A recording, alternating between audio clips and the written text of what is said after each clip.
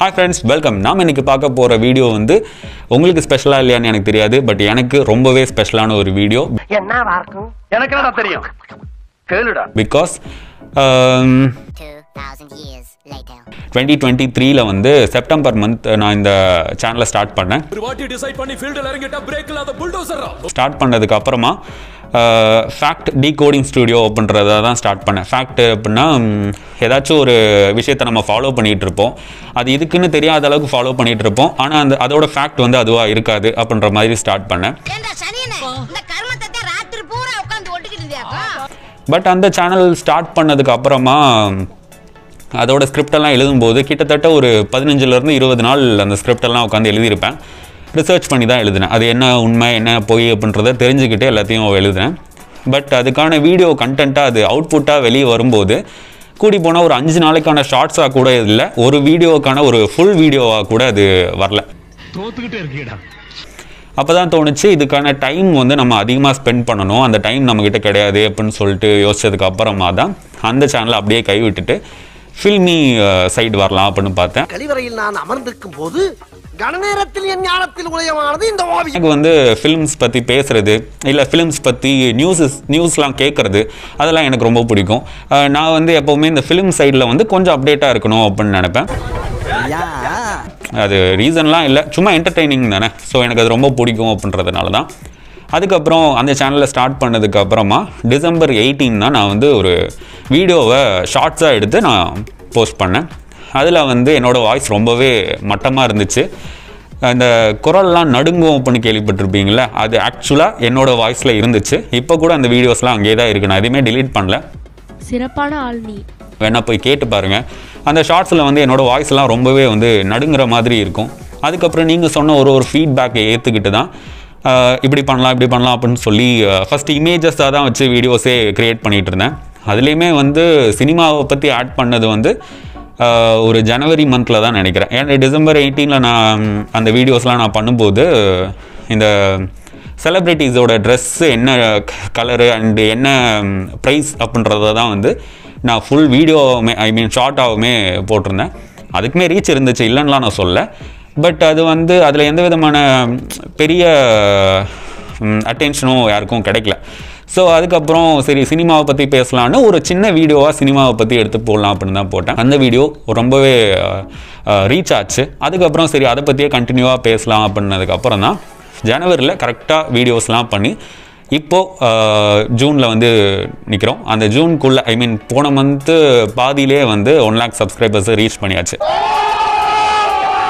கரெக்டாக பார்த்தோன்னா 4 months. அந்த 4 monthsல இந்த 1 lakh சப்ஸ்கிரைபர்ஸை ரீச் பண்ணுறது பெரிய விஷயமா இல்லையா அப்படின்றது எனக்கு தெரியல.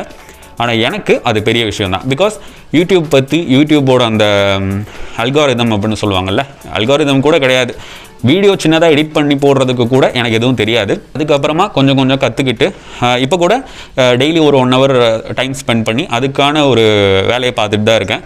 எடிட்டிங் இன்னும் கொஞ்சம் நல்லா கற்றுக்கணும் அப்படின்ற மாதிரி தோணுது. அதே மாதிரி வீடியோவோட குவாலிட்டி அதிகப்படுத்துறதுக்கு என்ன பண்ணலாம் அப்படின்ற மாதிரி நிறையா பண்ணிகிட்ருக்கேன்.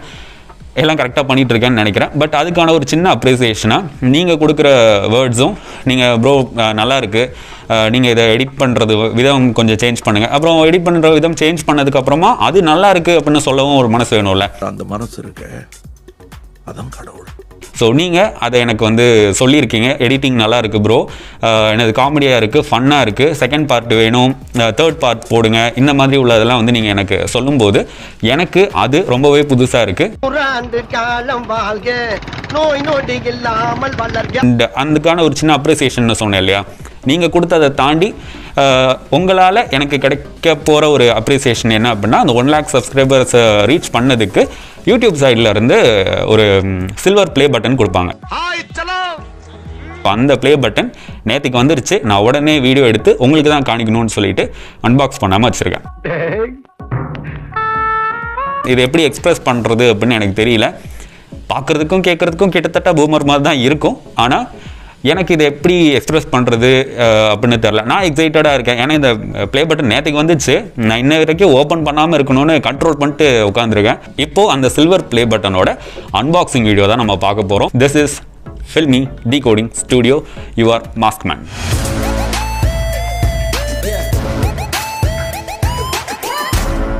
ஓகே ஃப்ரெண்ட்ஸ், வீடியோக்குள்ளே வந்தாச்சு.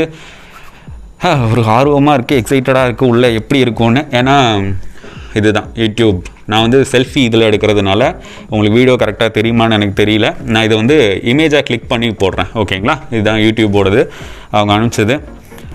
இதை வந்து நிறையா பேர்கிட்ட நிறையா யூடியூப் சேனல் வந்து அன்பாக்சிங் பண்ணுறதை பார்த்துருக்கேன், ஷார்ட்ஸ் வீடியோவாக பார்த்துருக்கேன், நிறையா செலிப்ரிட்டிஸ் கூட இதை அன்பாக்ஸ் பண்ணுறதை பார்த்துருக்கேன். பட் இது இப்போ என்கிட்ட இருக்குது அப்படின்றப்போ ஒரு மாதிரி நாள் ஜாலியாக இருக்குது. ஆனால் எல்லா இடத்துலையும் இப்போ இது பண்ணியிருக்காங்க. பாக்ஸ் சூப்பராக இருக்குது. அன்பாக்சிங் பண்ணலாம்.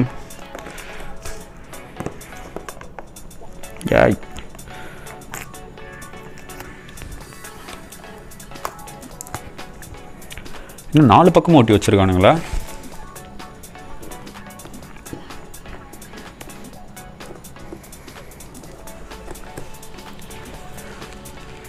அவ்வளோதான் நினைக்கிறேன். எஸ், அவ்வளவுதான்.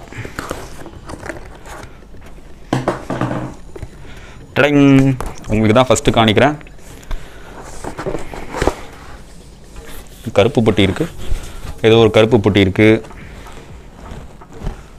அதுக்கப்புறம் ஒரு குட்டி ஷீட்டு சூப்பராக பேக் பண்ணியிருக்காங்க. இதில் ஏதோ எழுதியிருக்கு. கங்க்ராச்சுலேஷன்ஸ், பிக் பண்ணி போடுறேன். ஓகேங்களா, congratulations on your subscriber milestone. We are honored to take part in recognizing your achievements and want your experience to be exceptional. This award was inspected and packed with great care by Rick. சரா போத்திட்டு போடா. Texture சூப்பராக கொடுத்துருக்காங்க. இதிலிருந்து ஒரு குட்டி note மாதிரி கொடுத்துருக்காங்க. Paper நல்ல குவாலிட்டியாக சூப்பராக இருக்குது. Do you remember your first subscriber? பெருசாக இருக்குது, இதெல்லாம் படிக்க முடியாது. ஓகேங்களா, ஸோ நல்லா இருக்குது.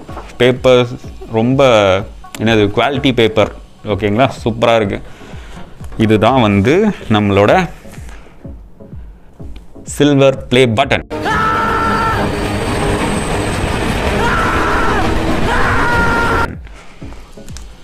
இதை இப்போ கையில் எடுக்கலாம். Filmy Decoding Studio.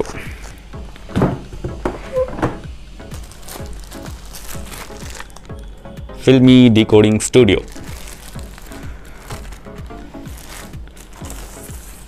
செம்மையாக இருக்குது பார்க்குறதுக்கு. அப்படியே ஒரு கிளாஸி லுக், செம்ம கிளாஸான ஒரு லுக்கு. இங்கே பாருங்கள், நான் வச்சுருக்க கேமராவே தெரியுது, அந்தளவுக்கு செம்ம கிளாஸ் லுக்கு. சூப்பராக இருக்குது. Silver play button. கீழே வந்து presented to Filmy Decoding Studio for passing 1 lakh subscribers. YouTube. Thank you YouTube and thanks to my subscribers friends. Back சைடில் வந்து இது ஹேங் பண்ணுறதுக்காக ஒரு இது வந்து இதை இங்கே வச்சுக்கலாம் அப்படின்னு நினைக்கிறேன். இந்த இடத்துல வச்சுக்கலாம் அப்படின்னு தோணுது. அண்ட் உங்களுக்கு ஏதாச்சும் ஐடியா இருந்துச்சுன்னா சொல்லுங்கள். இந்த பக்கமா இல்லை இந்த பக்கமா இது எப்படியாச்சும் ப்ளேஸ் பண்ணுறதுக்கு சூப்பராக இருக்குது.